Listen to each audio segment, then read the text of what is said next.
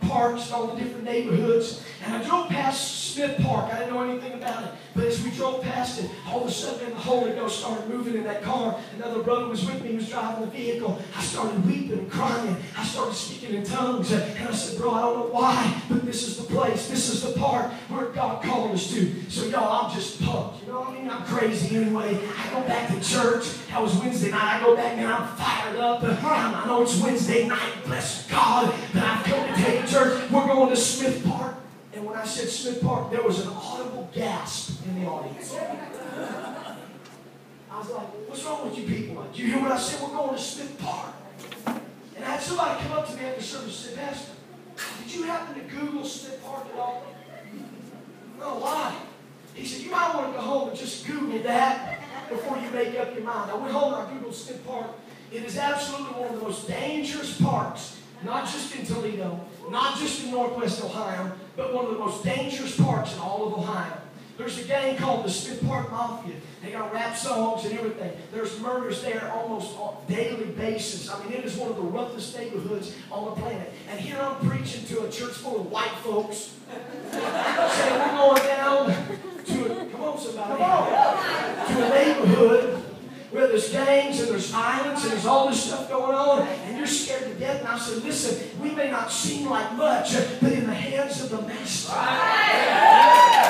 the hands of Jesus, anything is possible. And so we had our first block party, and we had 400 people show up. And in that block party, God filled 60 people with the baptism of the Holy Ghost in the park. Y'all hear what I just said? In the park. The city of Toledo made us have police officers there because there's so much violence. Literally, on one side of the park, there was a group dressed in their reds. The blood's on the one side. And on the other side, we invited this guy. I said, man, come on, bro, come on over. He said, no. I can't come over there. We said, why not? He said, that's not my territory. I can't come over there. He was a Crip. We had blood on one side, Crips on the other side, and the police officer, one of the police officers that was there, I went over, she had tears streaming down her face. She said, I've never seen anything like this in this neighborhood. She said, nobody cares about this place. Nobody cares about these people. I said, that's where you're wrong, honey. I said, Jesus cares about these people. Jesus loves this place.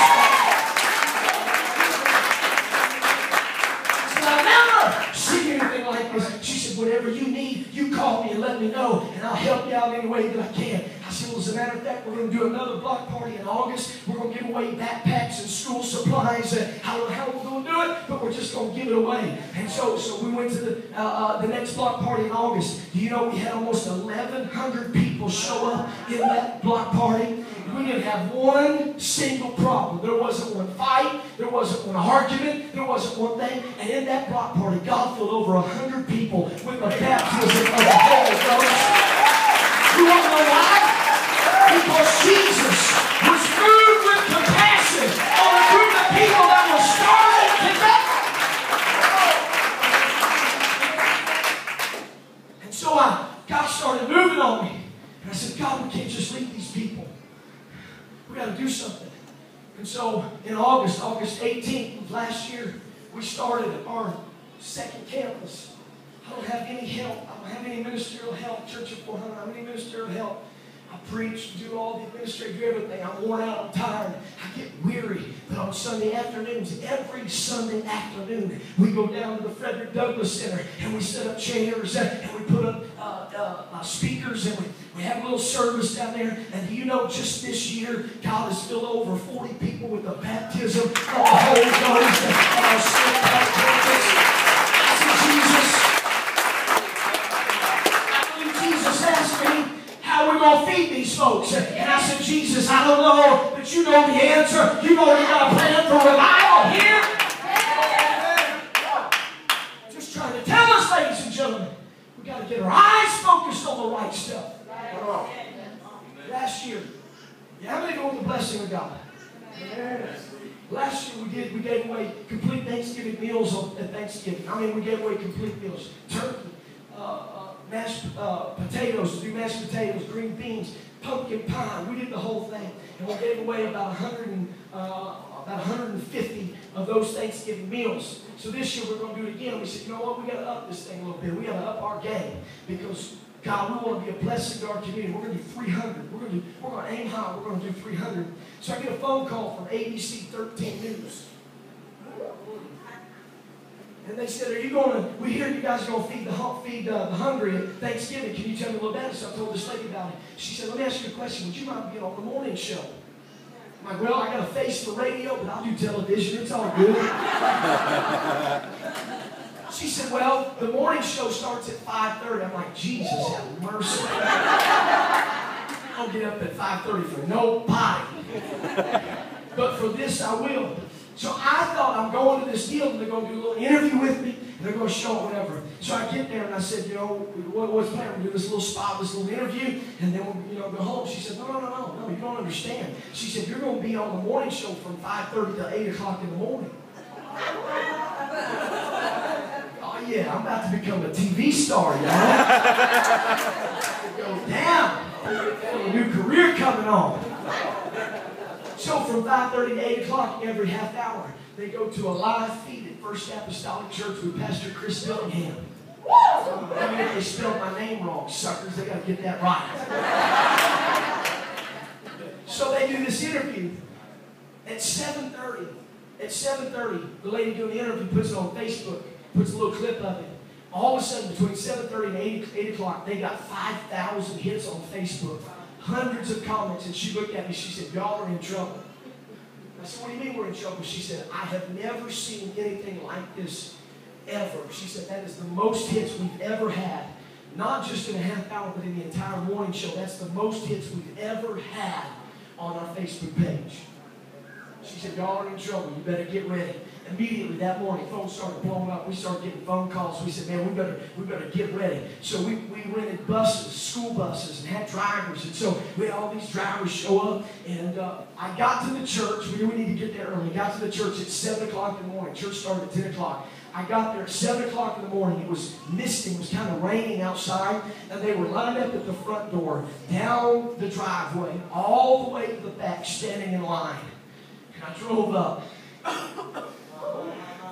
I started weeping and crying. So many people that are starving to death. I know they've come to receive a Thanksgiving meal. But I couldn't help but be excited, knowing that they're going to come and they're going to leave with more than just a Thanksgiving meal. They're going to get something that's satisfying. When I first went to Toledo, we averaged about 280 people. And the Lord spoke to us through a prophecy. And God said, I'm going to fill up this entire balcony. And there's going to be overflow. And you're going to see so many people. The church had never, the largest service they ever had was 900 people in one service. By the time it was all said and done, listen, we went into panic mode. We called Meyer and said, listen, y'all got to get some gift cards ready because we got 600 families here that have come specifically for Thanksgiving meal. By the time it was all said and done, ladies and gentlemen, we had people on the front, we had people in the balconies. I went to the people and said, listen, can y'all mind if we just hold off about 10 minutes? It was 10 after 10. I said, can we hold off 10 minutes? We got 2 or 3 buses that are coming, and we want everybody to be here and get a part of this. They all stood up and started clapping. Let's wait on. And this is awesome. We had so many people. They were in the prayer room. They were in the balcony. An overflow room. And by the time it was all said and done, we had over 1,100 people in that entire service. The largest service in the history of that church. And by the time it was over, 160 people were filled with the baptism of the Holy Ghost. Come on, come and tell somebody. It's time to start believing God that He can do the miraculous. I know it seems impossible, but just put it in His hands. And He'll do it bigger and better than you ever dreamed possible. Got a picture. I wish I had it on the screen. I wish I had that picture on the screen. I've got a picture where Brother Smith gave the altar call. There's a picture. The whole front altar area is jam-packed. All the way up the steps into the balcony. all the way along the whole entire balcony and all the way down the other steps. I went in the prayer room to see what was going on. I thought, man, you know, they're in overflow. They're watching on TV. Ain't probably nothing going on in there. And in the middle of his preaching, I walked in and they were laying hands on each other and people were receiving the Holy Ghost right in the middle of that service. And you know what it did to me? It motivated me. It moved me. Come on, Dillingham. Don't be so consumed with your own stuff. There's a group of people that are starving. To death. We're just going through the motions of having regular church.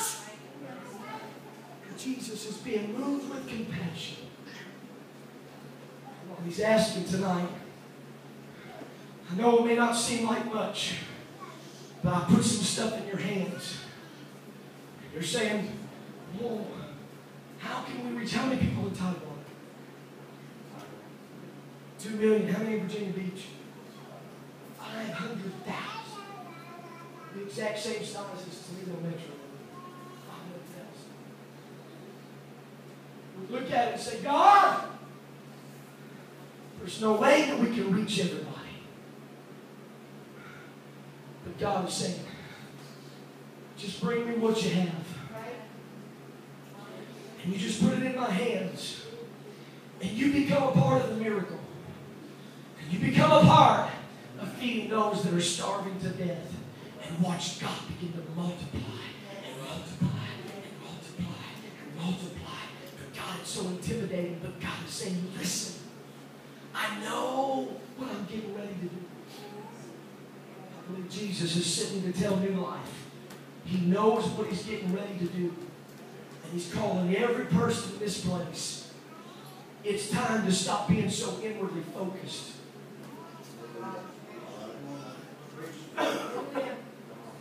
Got real quiet. It's time to stop coming into every service saying, man, I got to get my miracle today. I got to get my healing. I want to tell you where your miracle is. By the time that whole thing was all said and done, there was one basketful left over for every single one of those disciples. That's where you're going to get your miracle. That's where you're going to get your healing. Is when you're praying for somebody that's lost, when you're teaching a Bible study, when you're witnessing to a friend.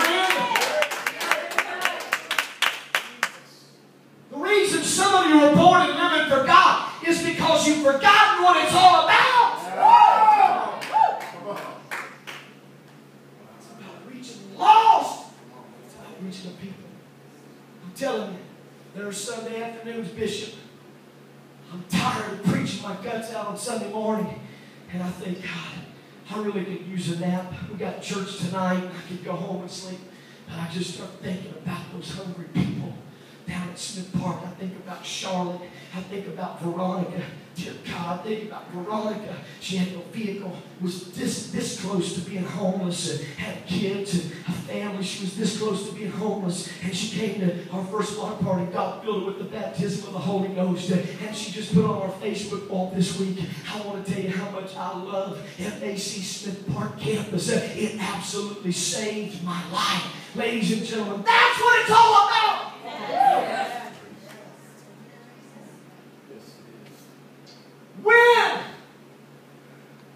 When are we going to stop being so consumed with ourselves and say, Jesus, I want to be a part of the mission of reaching lost souls, of reaching the lost. Our church, I told our mantra, I said in every single service for 2 straight years, every service, I got up and I said, we will not be distracted from the purpose and the mission of reaching lost souls, because I was getting distracted by everybody's little petty problems with each other and little infighting in the church and people not getting along and people having marital problems or whatever. And I said, we're not going to be distracted. We're going to keep reaching the lost because they're starving to death. And the reason Jesus came was not to cater to a bunch of religious folks, but it was to come to reach the lost. See, here's the thing. I've done this all over America, evangelizing. You start preaching about miracles and healings and everybody goes crazy. And then you start preaching about winning the lost and having revival and everybody starts shutting down. Somewhere along the line, we've got to have a paradigm shift in our thinking that the only reason we exist